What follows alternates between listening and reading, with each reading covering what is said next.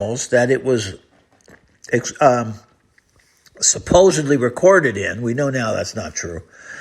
But supposedly it was recorded on a 4-track machine, and those 4 tracks were mixed to either make it stereo or monaural, with most of the effort going into the monaural. Well, a radio station said, hey, we'll have a 50-year celebration of poem of Sgt. Pepper.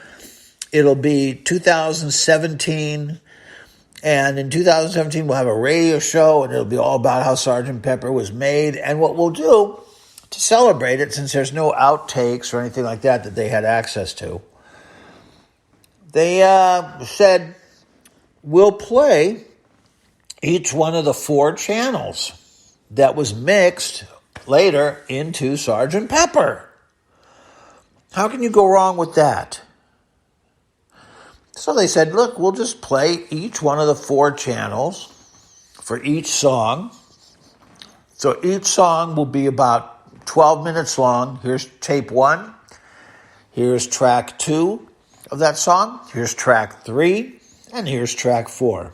I haven't heard it. I don't know if they had then said, okay, and here's the way that the record producers inside Abbey Road put it together. But that's how this special in England played it or presented it. Well, some very clever guys, maybe girls, I don't know, but I think it's all guys, said, you know what? You know what? If I had those 4 channels, I could make myself a surround sound Sgt. Pepper, which you easily could. And they easily did. And okay. And so they played Sgt. Pepper. And these guys at home recorded it with the best equipment they had, the highest quality sound equipment, so that they could reuse the channels. And some of them then put the 4 channels up to sources on the interwebs that allow, people share music illegally, but they share it communally. In other words, there's no money changed.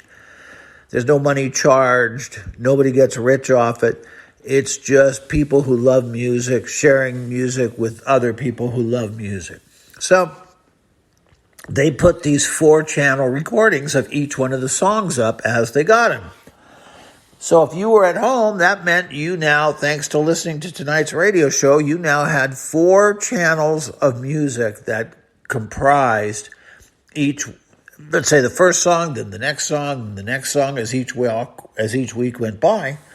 And you could make yourself Sgt. Pepper. You could mix Sgt. Pepper into a stereo version that you liked, a mono version you liked, or a rudimentary surround sound. And many people did. Many people did that. Did I do that? Oh, I don't remember. I honestly don't remember. It's been a long time since 2017. There's COVID. I don't know. So you would be amazed how many of our neighbors and friends and everything were stunned when you said, hey, how would you like to hear Sgt. Pepper in surround? And they all said, there's no such thing. Don't pull my leg. And you said, no, I've actually made it. So they sounded pretty good. Like I said, one of the things that I did mixing mine, which was just beautiful to hear, I mean, just so beautiful, you can't even believe it, was with a little help from my friends, I put Ringo in the front,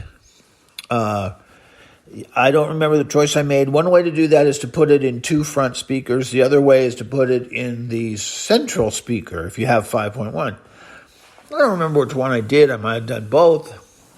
You can do all 3. And so you have to decide, what are you going to do with the beautiful singing, "Are you sad because you're on your own?" No,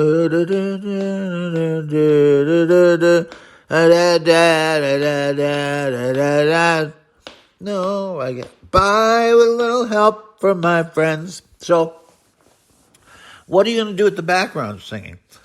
Well, with these tapes, and especially with the tapes that came later on, which is not much later, the Rockband tapes, you discovered that that beautiful singing is actually 3 Beatles, and it's double tracked. So it's actually a total of 6 Beatles. Sounds very good. Oh, very good.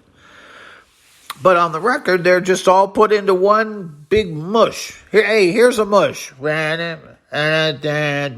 you're on your own. It's just, a mush.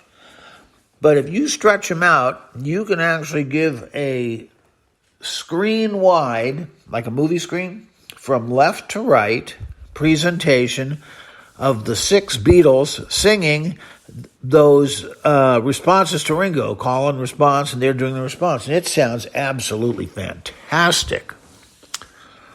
Well, I made a few of them, and the response just among people who would listen, because I didn't, of course, did not sell any, not one. And I did lend a couple to friends, and they had to give them back. And they were just stunned.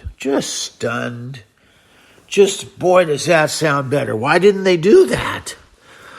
And you'll notice that in the Sgt. Pepper that then came out in, I think it was 2019, as a bogus 50-year celebration or something like that, that Sgt. Pepper, they did it. They copied my lead and said, let's put all those background singers in the background. And it sounds way better. So, okay. So that's the answer to why did Sgt. Pepper come out first in the surround sound mix? It's because Abbey Road, EMI, the recording studio, the record company, depending on how you look at it, just handed it to the people. They just said, hey, here's what you need. Here's the basic functions. Just make yourself a surround sound version or a remixed version that sounds a little bit better than Sgt. Pepper, which did have a lot of sound problems, And they certainly did. And they mixed it to where the sound quality was improved. They mixed it for surround sound versions. One of the things that I thought that was most interesting, this was just a brilliant decision. And it was so out of left field that when you read it the first few times, you didn't understand what the person was saying they had done. It was like, what? What is that? That doesn't even make sense.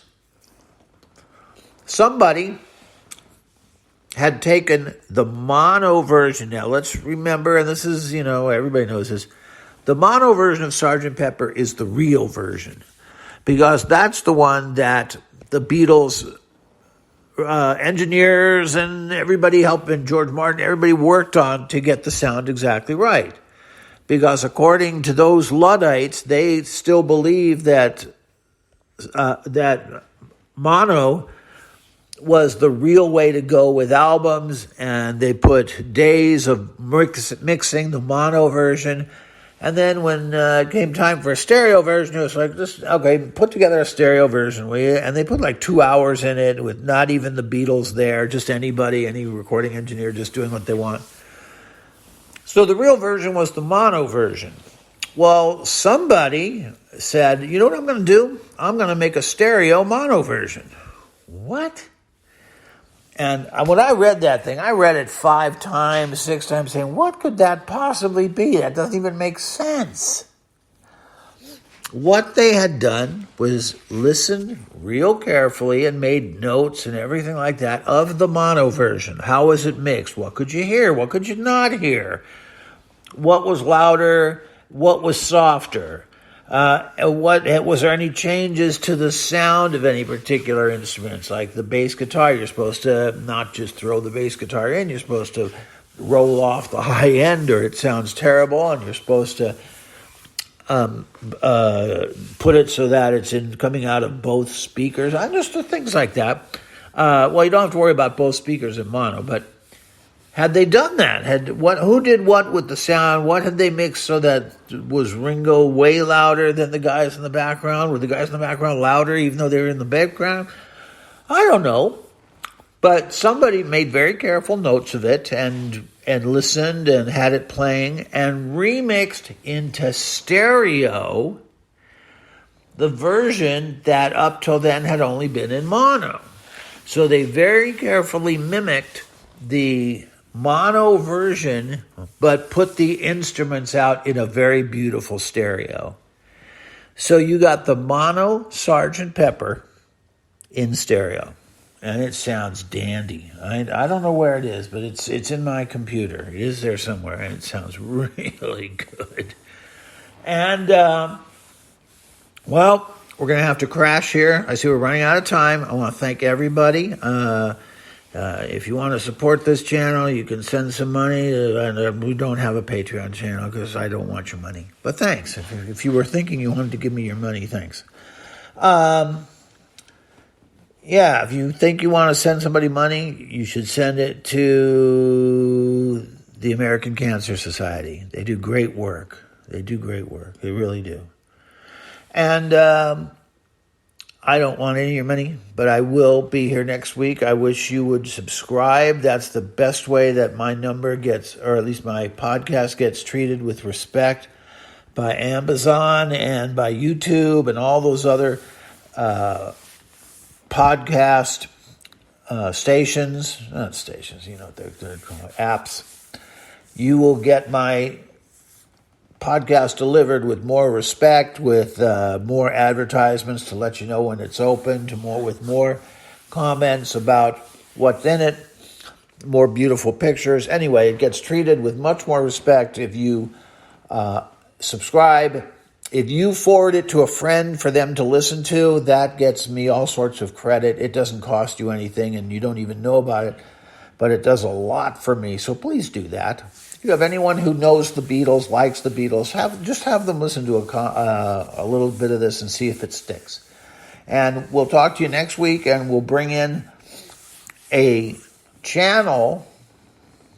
Yes, we will. A channel of the Sgt Pepper so that you can hear for yourself what went on the air in that radio station. Or it was a radio broadcast. What went on in the radio broadcast that the people of the UK got that they said, hey, you know what? I think I could take 4 of these and they're going to broadcast all 4, one each hour or something like that. And I could turn this into a new Sgt Pepper. Well, you're going to hear them for yourself. But you have to promise not to turn them into a new Sgt Pepper. All right. Thanks for listening this week, and I will see you next week.